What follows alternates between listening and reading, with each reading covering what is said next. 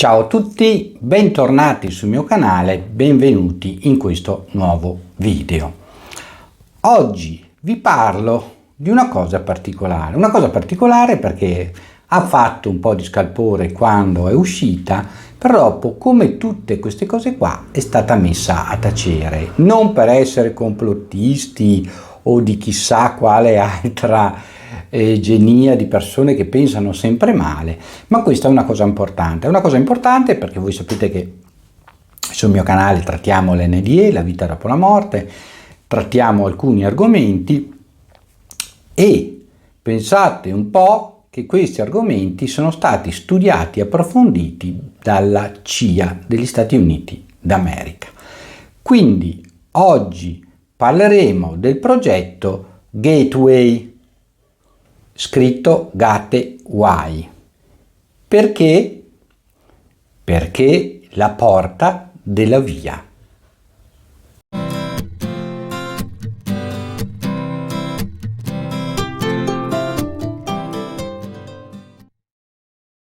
Allora, per quello che c'è dato da sapere, il progetto Gateway inizia nel lontano 1983.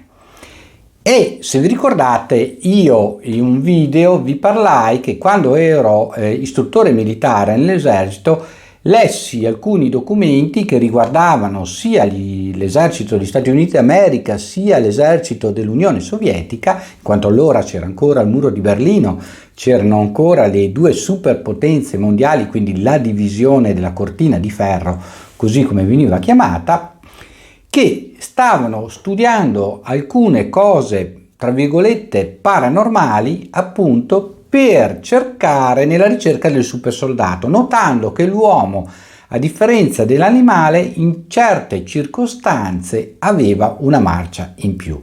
Non me ne vogliano gli animalisti, gli animali sono tanto cari, e anch'io voglio bene ai miei animali domestici e a tutti gli animali in generale, però questo è un dato di fatto che hanno notato gli eserciti a livello mondiale e quindi hanno iniziato una ricerca in questo settore. Questo settore ovviamente non ha portato grandi risultati perché quella parte in noi spirituale, quella parte forte che è la parte cosciente dell'essere umano, non è semplice da essere attivata da enti o da frangenti esterni. È l'uomo stesso che riesce in situazioni particolari ad attivarla e quindi a diventare, tra virgolette, un superuomo per quello che riguarda l'umanità fisica terrestre. Allora, tutto questo però ha portato la CIA a iniziare un nuovo tipo di esperimento. Io cerco di spiegarvelo in maniera semplice. La CIA, come ben sapete, ha moltissime capacità e possibilità di intervento e quindi di contatti con scienziati, sperimentazioni e tutto quello che ci va dietro. E la CIA, attraverso i fisici della scienza quantistica, quindi della fisica quantistica, aveva scoperto che teoricamente è possibile che l'uomo riesca con il proprio pensiero, quindi con la propria forza spirituale e psichica, spostarsi nel tempo e nello spazio, che è quella cosa che noi troviamo anche nell'NDE. Noi abbiamo visto che nell'NDE, quando saremo fuori dal nostro corpo, quindi sia nella fase OBE sia nella fase NDE più avanzata, sarà proprio il pensiero cosciente che ci permetterà il movimento e lo spostamento fisico nello spazio e nel tempo. Quindi la fisica quantistica ci conferma questo e la CIA decise di sperimentare, di vedere se questa cosa era fattibile a livello concreto, a livello pratico. Questo studio è stato segretato dalla CIA fino al 2021, quando è stata pubblicata una parte dello studio, ma non l'interezza. E ancora poi nel tempo mancava comunque la pagina 25, che era una pagina importante e risolutiva per comprendere tutto l'insieme dello studio fatto. Ma cominciamo dall'inizio.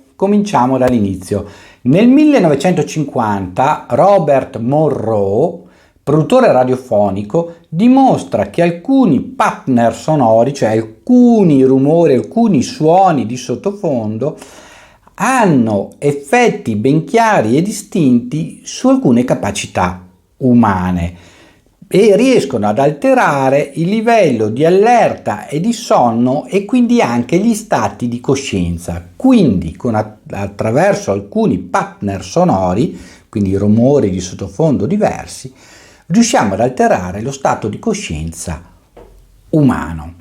Una delle cose che poi questo studio ha portato nella realtà commerciale, non so se ve lo ricordate, negli anni 80 andavano molto di voga quella possibilità di studiare attraverso o un Walkman o poi più un apparecchietto più specializzato in cui inserire le lezioni universitarie o del liceo e mettersi la cuffietta e mentre si dormiva la notte si sarebbe appresa la lezione.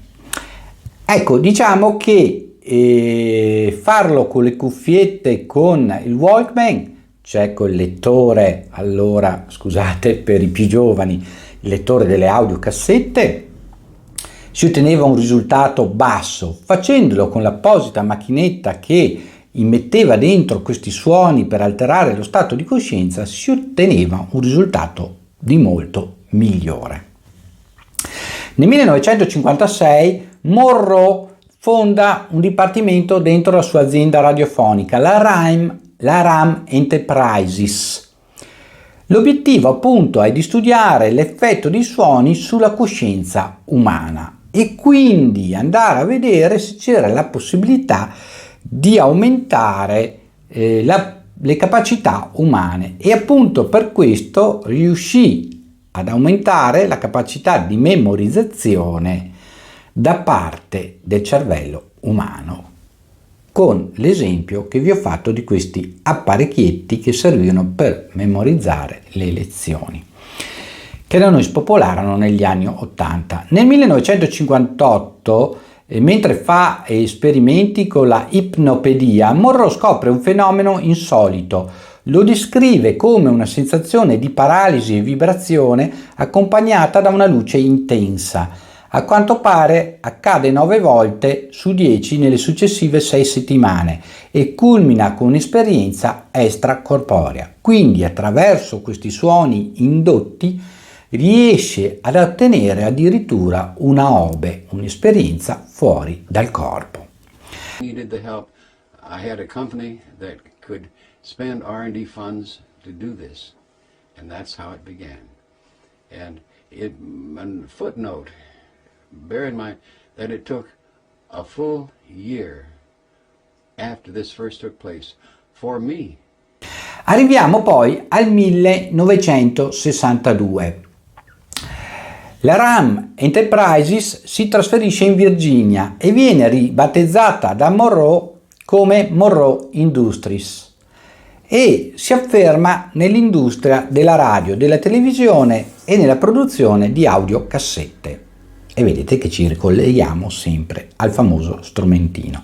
Nel 1971 Monroe pubblica I miei viaggi fuori dal corpo, un libro che lo rende popolare e rende popolare l'esperienza extracorporea, quindi l'OBE, Out of Body Experience, o Experience, come volete definirla.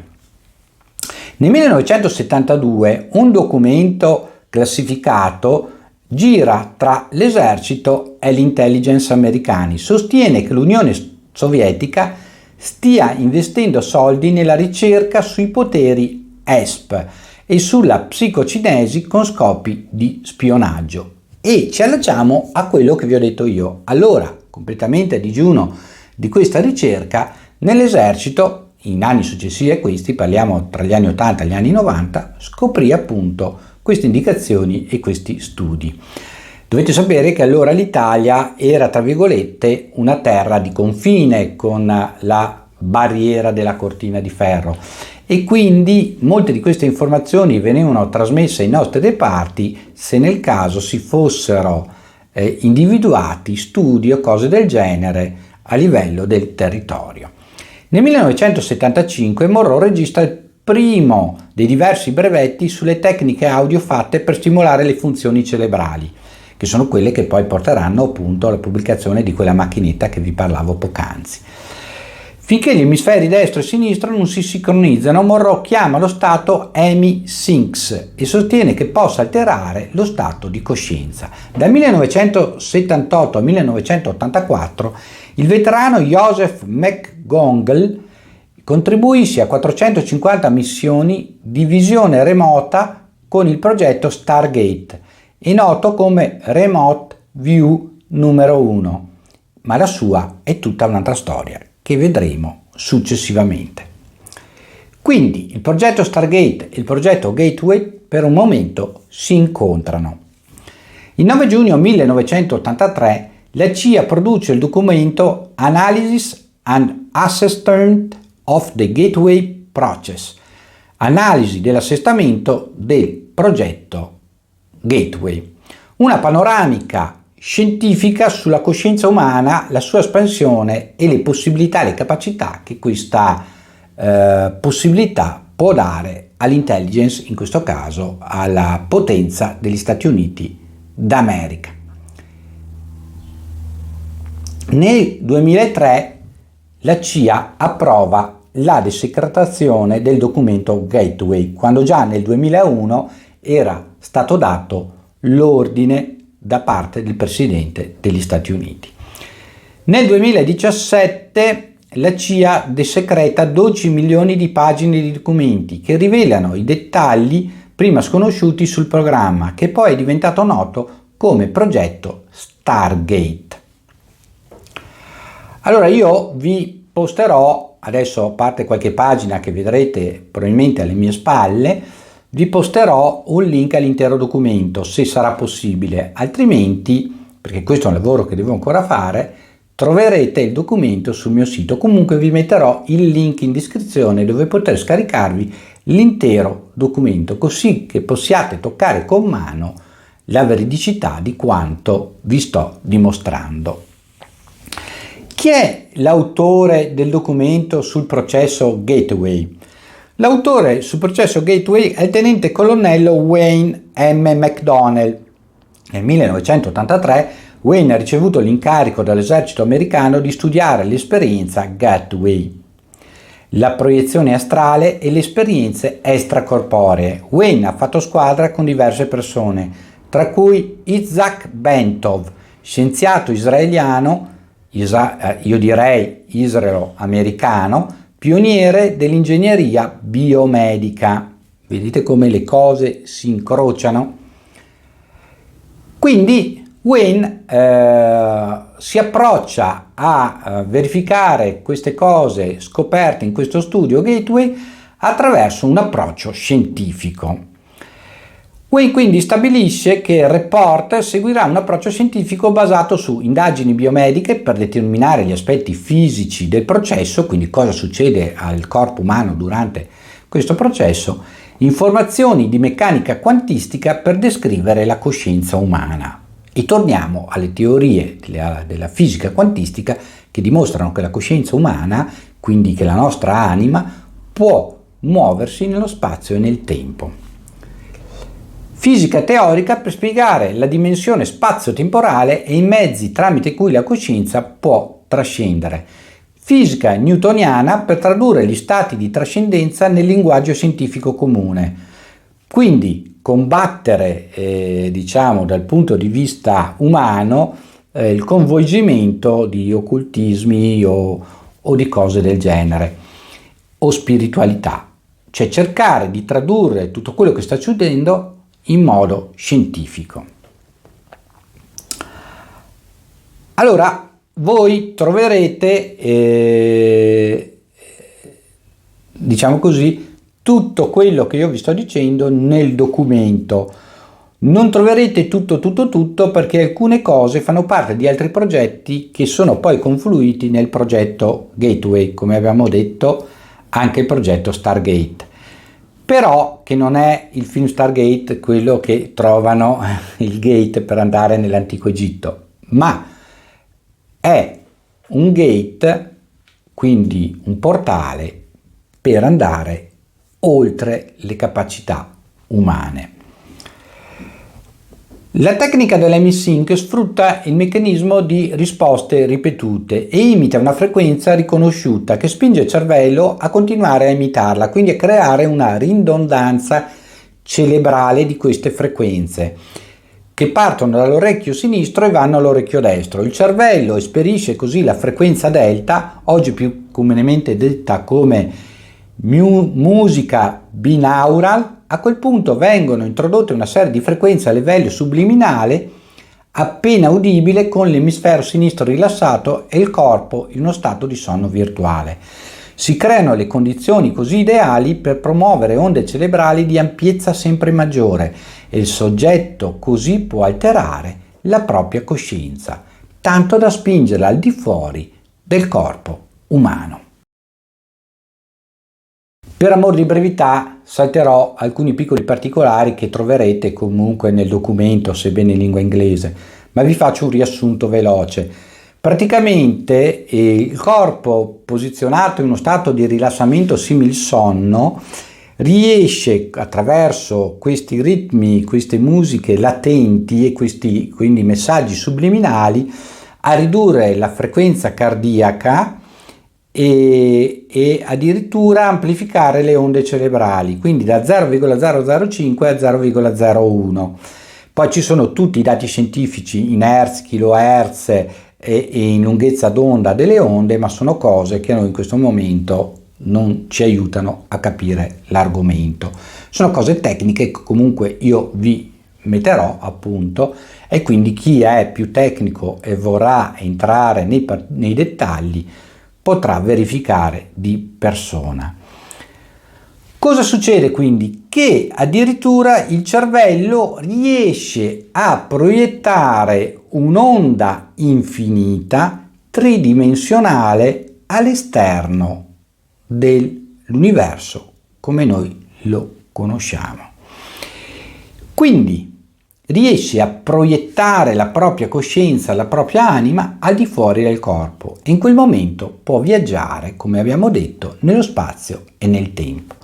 Ovviamente l'esperimento della CIA tendeva a portare la possibilità, con questo metodo, perché qualche spia potesse andare a vedere cosa succedeva in altre parti del mondo o cosa poteva succedere nel futuro o nel passato. Anche se noi sappiamo da chi ha avuto le OBE e quindi da chi ha avuto l'NDE che in genere riesce a viaggiare nel passato ma non nel futuro, in quanto il futuro, anche grazie al libero arbitrio, può sempre essere modificabile. Adesso non sto lì a spiegarvi scientificamente, in quanto io di questo potrei trovare difficoltà a spiegarvela in questa maniera. Comunque, in poche parole, diciamo che attraverso il progetto Gateway si riusciva addirittura a creare un partner in cui proiettare la propria anima, la propria coscienza, non solo nel nostro universo, non solo nella nostra galassia. Quindi una potenza, questa tecnica assoluta. Cosa non ha funzionato? Perché questa tecnica non è diventata poi di dominio pubblico o la CIA non l'ha adottata a pieno? Perché comunque c'è una pericolosità. La pericolosità sono due. Una, che il cervello uscisse fuori fase e quindi avesse poi dei problemi meccanici. Due, che la parte cosciente, l'anima, non riuscisse più a rientrare nel corpo ma si perdesse nell'infinito, lasciando di per sé un corpo vegetale. Ovviamente di questo nel rapporto non c'è scritto, ci sono le conclusioni dove Wayne dice che è preoccupato appunto in merito all'affidabilità delle informazioni ottenute usando la tecnica Gateway. E anche preoccupato di come la tecnica possa portare alla persona, alla gente a cui viene applicata questa tecnica, grossi problemi psicofisici.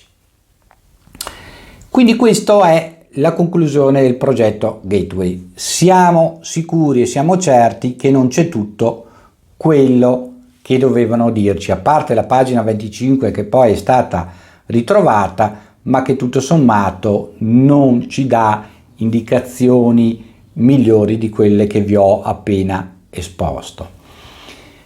Fatto sta che come il progetto Stargate e il progetto Gateway, molti altri progetti a livello mondiale, anche da parte degli israeliani, anche da parte dei russi, sono stati eseguiti.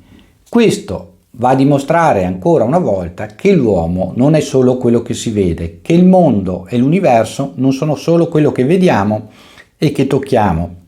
E questa cosa è talmente viva e reale che chi vorrebbe utilizzare queste capacità oltre il lecito spende miliardi di dollari e energie per trovare una soluzione certa per utilizzare questa capacità dell'essere umano. Quindi quello che ci riportano l'NDE, quello che ci riportano le OBE è reale? Io dico proprio di sì. E questa è l'ennesima prova che anche la scienza ha toccato con mano queste cose. Una scienza che ci viene tenuta ancora in parte nascosta, perché queste cose ovviamente vanno a destabilizzare non solo la nostra vita, ma il potere monetario, temporale e, voglio dire, umano che esiste nel nostro pianeta. Spero che questo video vi sia piaciuto, vi abbia un pochino incuriosito, mettete il like, iscrivetevi al canale, mi raccomando, è benzina per i nostri canali YouTube e aiuta il video a essere visto da più persone possibili. Ci vediamo in un prossimo video, scrivetemi nei commenti cosa ne pensate di questo progetto Gateway e un caro saluto a tutti, ciao da Ermanno.